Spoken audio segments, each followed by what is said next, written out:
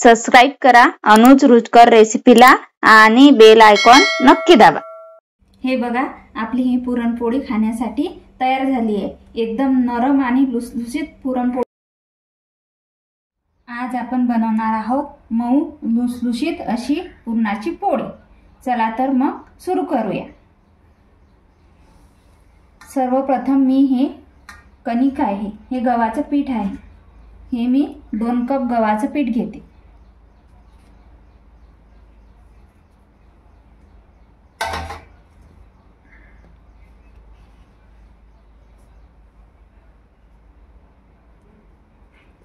मैद्याच्या चाळणीने असं गाळून घेता। तुम्हाला जर वाटलं तुम्ही मैदा पण घेऊ शकता।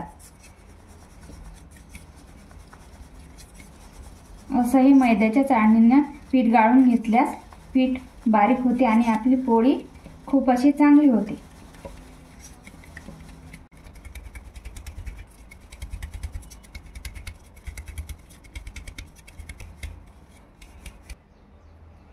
हे बघा हे पीठ आपलं चाळून झालेलं आहे। याच्यामध्ये बघा किती कोंडा निघलेला आहे।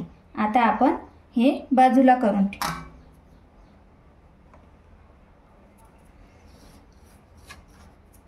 आपण आता कणिक मळून घेऊया।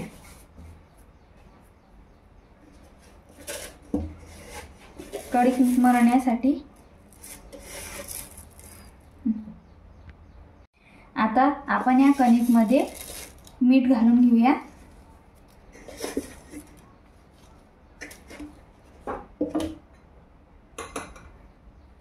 आणि थोडीशी हळद घालून घेऊया। हळद घातल्यामुळे आपल्या पोळीला छान असा कलर येते।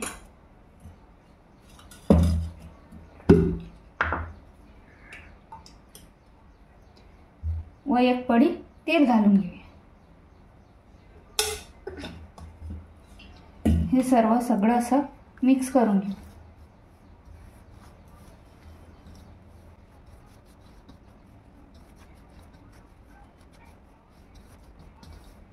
आता आपण याच्यामध्ये थोडं पाणी घालून कणिक अशी घट्टसर मळून घेऊ।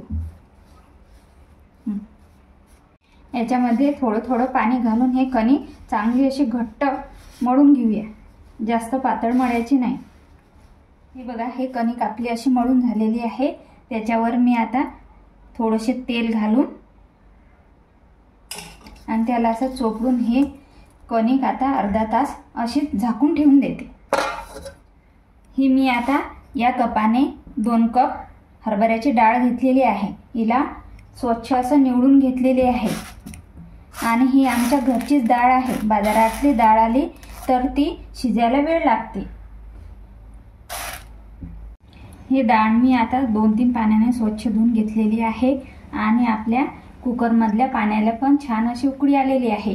हे 2 कप डाळ आहे तर मी त्याच्या तिप्पटनं पाणी घेतलेलं आहे आणि आपल्या पाण्याला खूप अशी चांगली उकळी आलेली आहे। आता या पाण्यामध्ये मी 1 पडी तेल घालून घेते। तेल घातल्याने आपली डाळ अशी छान मऊ शिजून येते आणि हे धुतलेली डाळ सर्व याच्यामध्ये घालून घेते।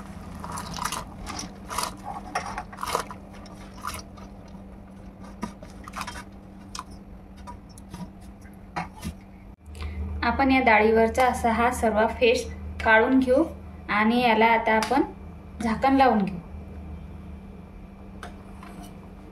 आपला हा गॅस कमी करून घ्यायचा आणि याला झाकण लावून घ्यायचे आणि ही कमी गॅसवरच आपण या डाळीला शिजवून घेऊ। 4-5 शिट्ट्या आणून घेऊ।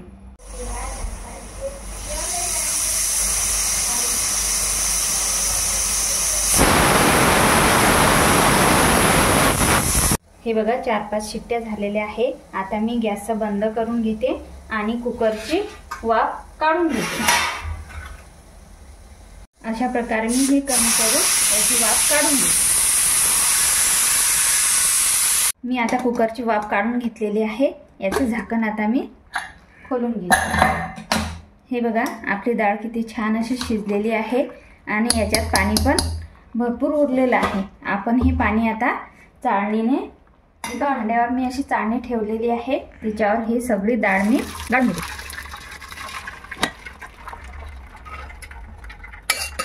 मी एक जाड बुडाची कढई घेतलेली आहे, त्याच्यामध्येच मी हे गाळलेली डाळ टाकून घेते.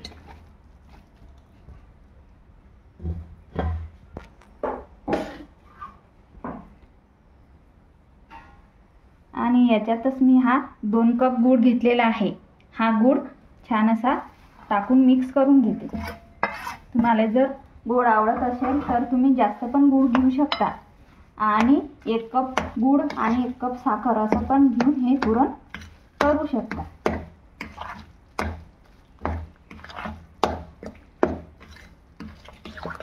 असं छान मिक्स करून घ्यायचं. आपल्या गुळाला आता छान असं पाणी सुटलेलं आहे.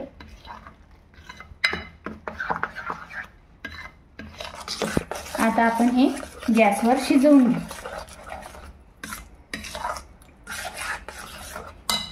हे ससची कढई मी गॅसवर ठेवते आणि गॅस चालू करून मीडियम वर हे सगळं पुरण असं शिजवून घेते.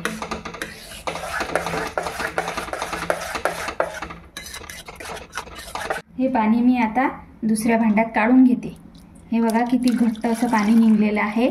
याचे आपण आता कटाची आमटी बनवून घेऊ, पण तो व्हिडिओ मी पुढे दाखवेन.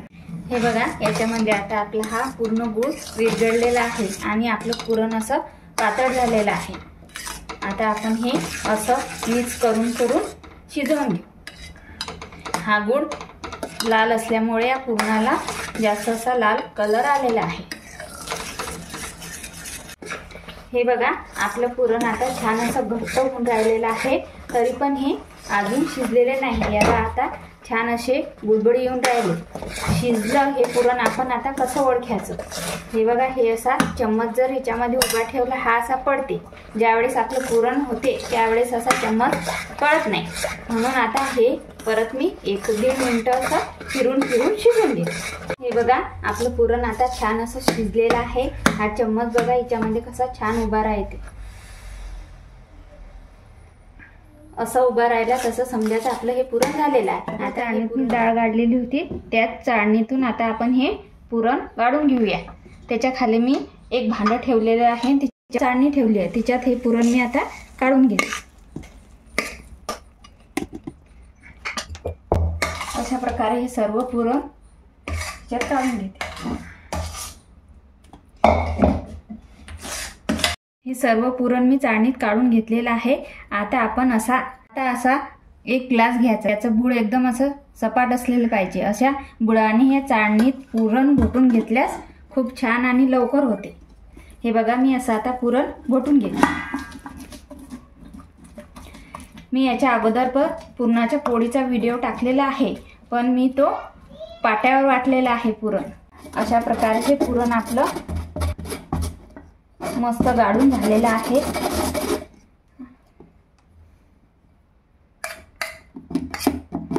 बघा चाळणीमध्ये काही पण उरलेलं नाही. याच्यात लागलेलं पुरण असं आपण आता काढून घेऊया.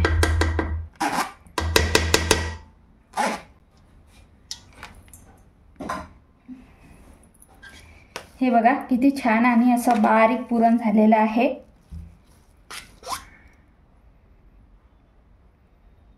हे मी आता दुसऱ्या भांड्यामध्ये काढून घेते. आता आपलं पुरण झालेलं आहे. त्याच्यामध्ये मी 1 चमचाभर विलायची पावडर घालून घेते. आणि हे जायफळ आहे, हे थोडंसं असं किसून घालते. जायफळ असं किसून घातल्याने जायफळाची चव खूप अशी चांगली लागते. तुम्हाला जर आवडत असल्यास तुम्ही सुंठ पावडर पण याच्यामध्ये घालू शकता. अशा प्रकारे आपलं हे पुरणपोळी करण्यासाठी तयार झालेलं आहे. हे सर्व मी आता मिक्स करून घेते. हे बघा आपला हा कणिकचा उंडा पण छान मुरलेला आहे. त्याला आता आपण परत थोडंसं असं पाणी लावून घेऊ आणि छान असा मळून घेऊ.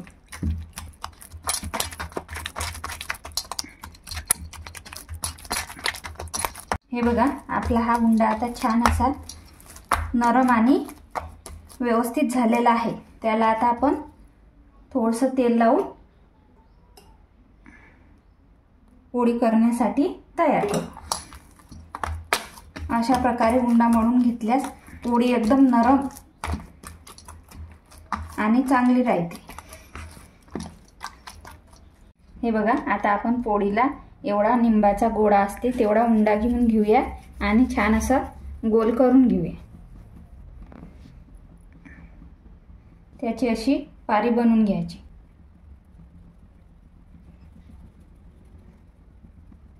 उंडा कमी घ्यायचा आणि पुरण जास्त घ्यायचं, त्याच्यामुळे आपली पोळी छान अशी हे होते। आपली ही पारी तयार झालेली आहे। याच्यामध्ये आपण आता पुरण घेऊन घ्या। हे बघा, आता मी पुरणाचा केवढा मोठा गोळा घेतलेला आहे, तो असा याच्यामध्ये घालून हे टोक असं कमी कमी करत आणायचं। वाटल्यास थोडं पीठ टाकायचं आतमध्ये आणि असं बंद करायचं।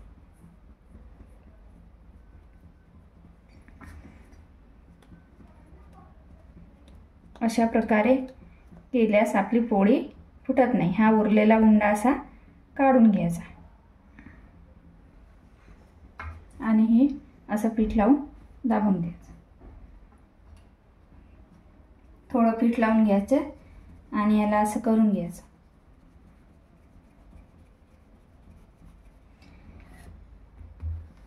पोळी लाटण्यासाठी केव्हाही असं लाटणं घ्यायचं, ते रेषावालं लाटणं घ्यायचं नाही, त्याच्यामुळे आपली पोळी फाटण्याची दाट शक्यता असते। अशी आपली पोळी आता लाटून घेऊया।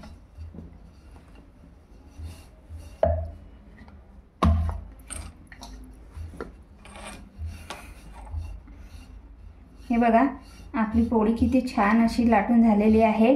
आतमधलं पुरण सुद्धा दिसते, अशी ही पातळ आपली पोळी लाटून झालेली आहे।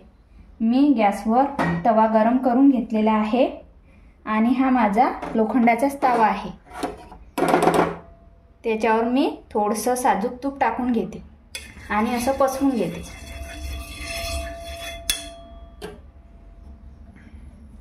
त्याच्यावर आपण ही पोळी टाकून घेऊया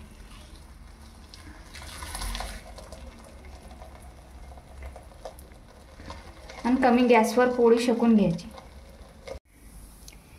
हे बघा, आपली पोळी किती छान अशी फुगलेली आहे आणि छान अशी झालेली आहे। मी हिला उलटून घेतलेली होती। आता याची घडी मारू आणि याच्यावर काढून घेऊया। अशा प्रकारे मी अजून पोळ्या तयार करून घेते। अशी ही पोळी उलटून घ्यायची आणि परत तूप घालायचं।